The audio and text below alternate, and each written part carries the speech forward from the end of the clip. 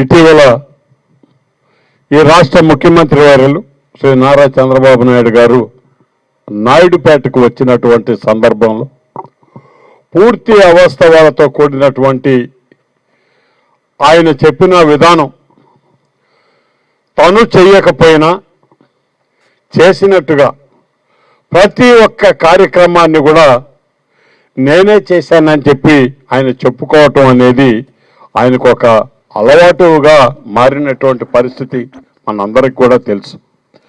మరి ఆ సందర్భంగానే టిట్కో ఇళ్ళు కొన్ని అక్కడ ప్రారంభోత్సవం చేసి అక్కడ ఉన్నటువంటి లబ్ధిదారులకి అందజేసే విషయంలో దాదాపుగా 5 లక్షల ఇళ్ళు నేను నిర్మాణం చేసి పేద ప్రజలకి ఇవ్వటం జరిగింది అని చెప్పి వారు చెప్పటం.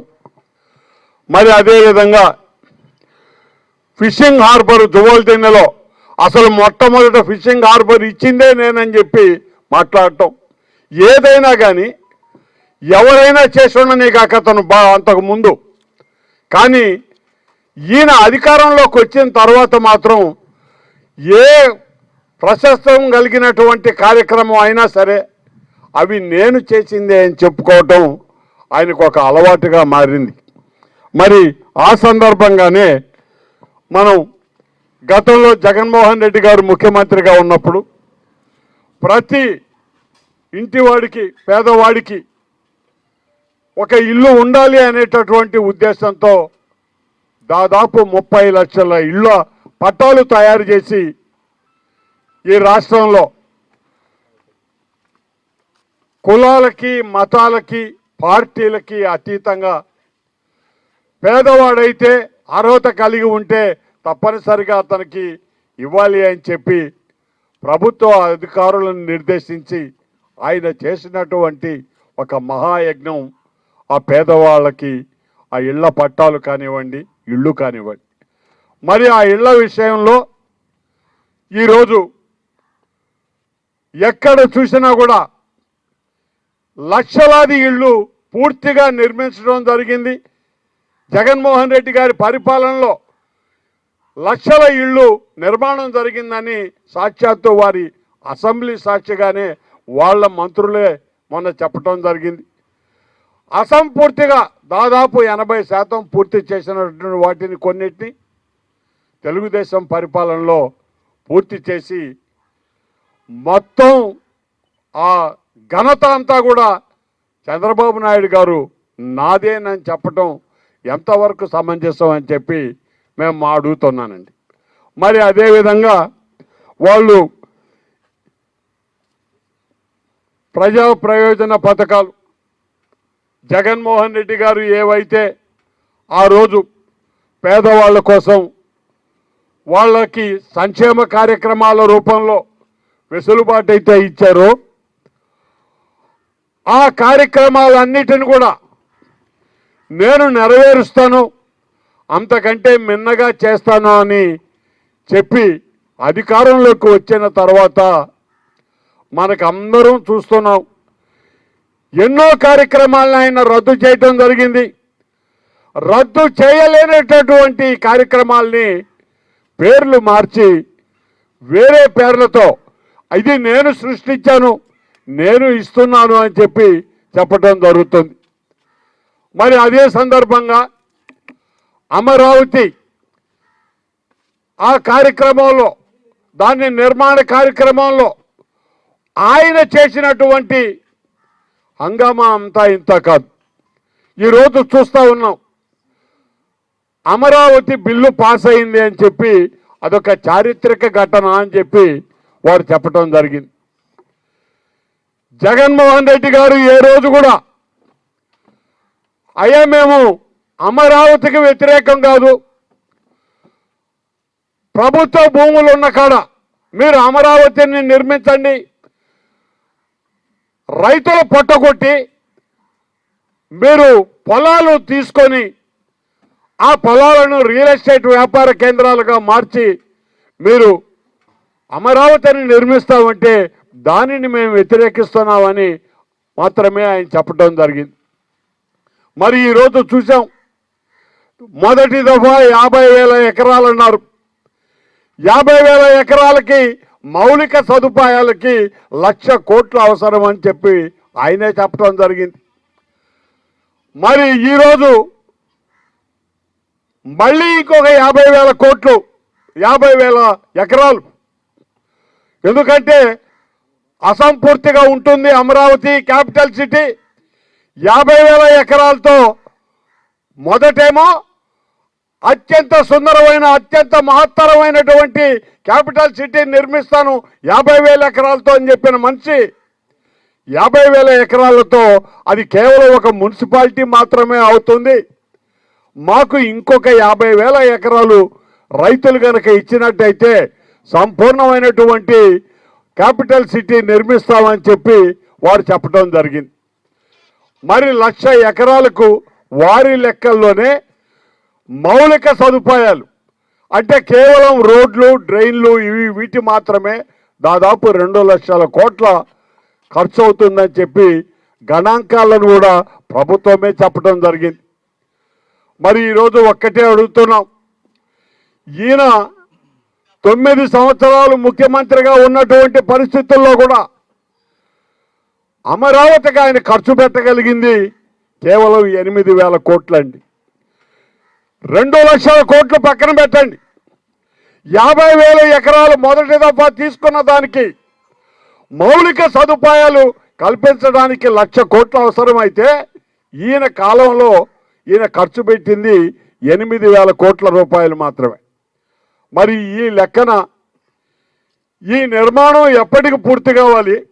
2,00,000 కోట్లు ఎవరి మీద పెట్టి ప్రజల్ని దోచి ఈరోజు అదొక ప్రహసనంగా ఏళ్ల తరబడి, దశాబ్దాల తరబడి నడుపుకొని పోయి రియల్ ఎస్టేట్ వ్యాపారాలు చేసుకోవటం తప్ప అక్కడ ఈ క్యాపిటల్ సిటీ అనేది నిర్మాణం అవుతుందా అనేది ప్రతి ఒక్కరు కూడా ఈరోజు ఆలోచించాల్సినటువంటి పరిస్థితి ఉంది.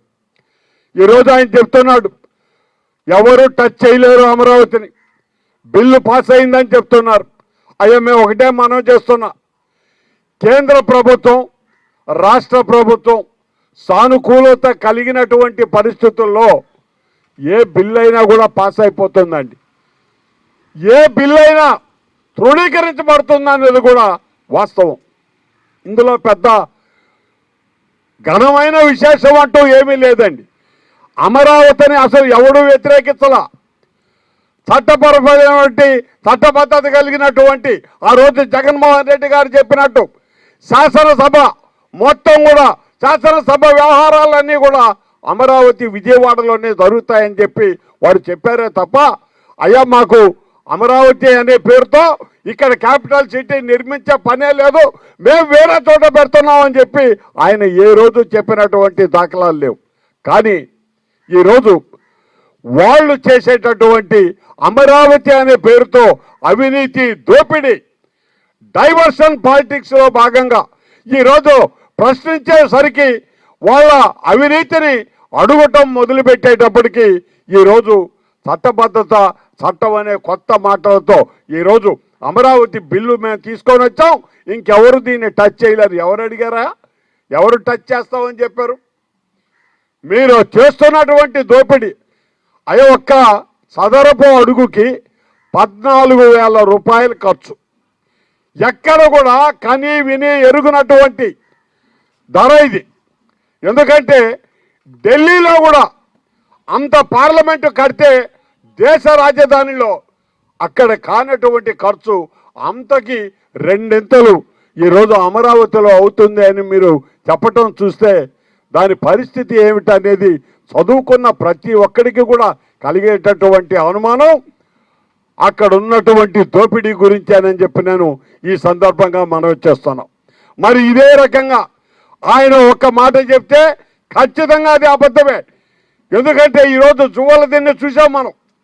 జగన్మోహన్ రెడ్డి గారు అక్కడ ఉన్నటువంటి మత్స్యకార కుటుంబాలకి, అక్కడ ఉన్నటువంటి పేద వర్గాలకి సముద్రమే ఆధారంగా వాళ్ళ జీవితం సాగుతున్నటువంటి పరిస్థితుల్లో వాళ్ళకు ఒక ఫిషింగ్ హార్బర్ ఏర్పాటు చేయాలని చెప్పి ఆ రోజు రామాయపట్నం పోర్టు పక్కన జువ్వలదిన్నె కేంద్రంగా ఫిషింగ్ హార్బర్ ఇస్తే దానిని ఈరోజు కొంత భాగాన్ని మళ్ళీ ప్రైవేటు వ్యక్తుల పరం చేయడానికి తెలుగుదేశం పార్టీ నాయకులు తీసుకున్న నిర్ణయాన్ని అక్కడ ఉన్నటువంటి మత్స్యకారులందరూ కూడా ఏకకంఠంతో అయ్యా మాకు ఇక్కడ మీరు ప్రైవేటు పరం చేస్తే మా బతుకు తెరువు అన్యాయం అయిపోతుందని చెప్తే మీకు లక్షల ఉద్యోగాలు వస్తాయి, వేల మంది మత్స్యకారులకి ఇక్కడ ఉద్యోగం ఉపాధి దొరుకుతుంది, కాబట్టి మీరు ఎవరు దీనికి అడ్డం రావద్దని చెప్పే పరిస్థితి ఈరోజు మనం కళ్ళారా చూస్తున్నాం. అందుకనే దాదాపు 150 గ్రామాల మత్స్యకార గ్రామాలు అన్నీ ఒక్క మాట మీదకి వచ్చాయి. జువ్వలదిన్నెలో ఫిషింగ్ హార్బర్ తప్పనిసరిగా ఉండాల్సిందే, మీరు ప్రైవేటు వ్యక్తులకి ఎటువంటి పరిస్థితుల్లో కూడా ఇక్కడి స్థలం ఇవ్వడానికి లేదని వాళ్ళందరూ కూడా ఈరోజు అక్కడ ముక్త కంఠంతో దానిని కోసం పోరాటం చేస్తూ ఉంటే అణిచివేత కార్యక్రమాలు మొదలయ్యాయి. ఏ పార్టీ అయినా వాళ్ళకి మద్దతు చెప్తే అకారణమైనటువంటి కేసులు బెదిరింపులు పెట్టడం జరుగుతూ ఉంది. ఎన్ని ఇబ్బందులు గురి చేసినా, ఎన్ని అడ్డంకులు సృష్టించినా వైఎస్ఆర్ కాంగ్రెస్ పార్టీ ఈరోజు జువ్వల దిన్నెలో మత్స్యకార కుటుంబాలకు మద్దతుగా ప్రతి ఒక్కరం కూడా న్యాయ పోరాటం చేయడానికి అందరం కూడా సిద్ధంగా ఉన్నామని చెప్పి ఈ సందర్భంగా మేము మనవి చేస్తా ఉన్నాం. మరి అదేవిధంగా ఈరోజు చంద్రబాబు నాయుడు గారు కానివ్వండి, తెలుగుదేశం పార్టీ నాయకులు కానివ్వండి, ఎంతో తేలికగా జగన్మోహన్ రెడ్డి గారిని అవహేళనగా మాట్లాడటం చూస్తూ ఉన్నాం. ఆయన చేసినటువంటి కార్యక్రమాలు ఎందుకు పనికిరానివని, ఎక్కడ కూడా ఉపయోగం లేనివని వాళ్ళని పేర్లు మార్చే పద్ధతులకు వచ్చేసారు. ఈరోజు 3,000 కోట్ల రూపాయలు ఇస్తే ఈ రాష్ట్రంలో ఆరోగ్యశ్రీ ముందుకు సాగేటటువంటి పరిస్థితి ఉంది. ప్రతి ఒక్క హాస్పిటల్ ఎవరెవరైతే ఆరోగ్యశ్రీ కార్యక్రమాన్ని ముందుకు తీసుకుపోతా ఉన్నారో వాళ్ళకి మీరు నిధులు ఇవ్వలేక వాళ్ళని మీరు ఇబ్బందులకు గురి చేస్తే ఈరోజు హాస్పిటల్స్ అన్నీ కూడా మూతబడిపోయినాయి. 2 లక్షల కోట్లు మాట్లాడుతున్నారు మీరు, 3,000 కోట్ల రూపాయలకే ఇక్కడ ఇబ్బంది అయినటువంటి పరిస్థితి చూస్తూ ఉన్నాం. ఎక్కడి నుంచి తీసుకొని వస్తారా మీరు? 2 లక్షల కోట్లు అప్పుగా తెచ్చి ఏ ప్రజల మీద రుద్దదలుచుకున్నారు? ఇంత భారమైనటువంటి అప్పు తీసుకొని వస్తే ఇది జరిగేదేనా అని చెప్పి ప్రతి ఒక్కరు కూడా ఆలోచన చేయాల్సిన విషయమే. ప్రతి ఒక్కరు కూడా దీన్ని ప్రశ్నిస్తున్నారు. ప్రశ్నిస్తూ ఉంటే వాళ్ళ మీద దౌర్జన్యాలకి, అక్రమ కేసులకి తయారవుతూ ఉన్నారు. ఈరోజు మొదటి దఫా ఇచ్చినటువంటి అక్కడ స్థలాలు ఇచ్చినటువంటి రైతులకి ప్లాట్లకి గతి లేదు, ఉద్యోగాలకి గతి లేదు. ఇవి కాకుండా అయ్యా మా పరిస్థితి మేము అన్యాయం అయిపోయాం, మాకు ఏమీ చేయలేదు మీరు అని అడుగుతూ ఉంటే మళ్ళీ ఇంకొక 50,000 ఎకరాలు మా చేతికి ఇస్తే సుసంపన్నంగా తయారు చేస్తామని చెప్పి కేవలం ఆ అమరావతి పేరుతో సంపద సృష్టించడం అనేది దేవుడిరుక సంపద దోపిడీకి తయారైనారు ఈ తెలుగుదేశం పార్టీ అధినేతలందరూ కూడా అని చెప్పి మనం చేస్తూ దానిని ప్రశ్నించేటటువంటి పరిస్థితుల్లో వైఎస్ఆర్ కాంగ్రెస్ పార్టీ ఎప్పుడు కూడా ముందుంటుంది. తప్పనిసరిగా మంచి నిర్మాణం, ఒక న్యాయబద్ధమైనటువంటి, ఒక నాణ్యత ప్రమాణాలతో కూడినటువంటి ఒక రాజధాని నిర్మాణానికి దాదాపు వాళ్ళు ఇప్పటి వరకు వాడింది కేవలం 200 ఎకరాల లోపేనండి. వాళ్ళు పెడుతున్నటువంటి సచివాలయం తాత్కాలికం, వాళ్ళు పెట్టినటువంటి సెక్రటరియట్, అసెంబ్లీ అన్ని తాత్కాలికమే. 1,000 కోట్ల రూపాయలు ఖర్చు పెట్టారు. ఈరోజు కొత్తవి కడతామంటున్నారు. అన్ని వృధా చేసినటువంటి పరిస్థితుల్లో ఈరోజు నల్లరేగడి భూముల్లో ఈరోజు వాళ్ళు చేయదలుచుకున్నటువంటి ఆ రాజధాని నిర్మాణం 1కి 10 ఖర్చు పెరిగేటటువంటి పరిస్థితుల్లో ఈరోజు వాళ్ళు చేస్తున్నటువంటి కార్యక్రమాల్ని ప్రతిపక్ష పార్టీలుగా ఎవరైనా కూడా ప్రశ్నించడం సముచితం, సహేతుకం అని చెప్పి మేము అభిప్రాయపడుతున్నాం. దానికి సమాధానం చెప్పలేక మీరు తప్పుడు కేసులు, తప్పుడు విధానాలతో అక్రమ కేసులు బనాయించి వైఎస్ఆర్ కాంగ్రెస్ పార్టీ నాయకుల మీద కేసులు పెట్టి జైళ్లలో వేయటం అనేది ఎల్లకాలము సాగేటటువంటి చర్య కాదండి. ప్రజలు తెలుసుకున్న రోజు ఎక్కడైతే ఈ దోపిడీ విపరీతంగా అయ్యి రేపు ఈ పెను భారం అంతా మన నెత్తినే పడుతుంది అని అర్థమైన రోజు తప్పకుండా ప్రజలు కూడా మీకు గుణపాఠం చెప్తారని మనవి చేస్తూ, ప్రజా వ్యతిరేక విధానాలు ఏవైనా సరే తెలుగుదేశం పార్టీ అధికార యంత్రాంగం కానీ నాయకులు కానీ చేస్తున్నటువంటి క్రమకంలో వైఎస్ఆర్ కాంగ్రెస్ పార్టీ తప్పనిసరిగా దానిని ఎదుర్కొంటుంది. న్యాయ పోరాటం చేస్తాం. కేసులకు భయపడే పని లేదు, జైళ్లకు భయపడే పని లేదు. తప్పనిసరిగా ప్రజాహితం కోసం, ప్రజాహిత కార్యక్రమాల కోసం మేమందరం కూడా ముందు వరుసలో ఉండి ఈరోజు మా నిరసన కాలం వినిపించేది ఖాయం అని చెప్పి మనవి చేస్తున్నాం. అదేవిధంగా మిమ్మల్ని ప్రశ్నిస్తూనే ఉంటామని కూడా ఈ సందర్భంగా తెలియజేస్తున్నాను.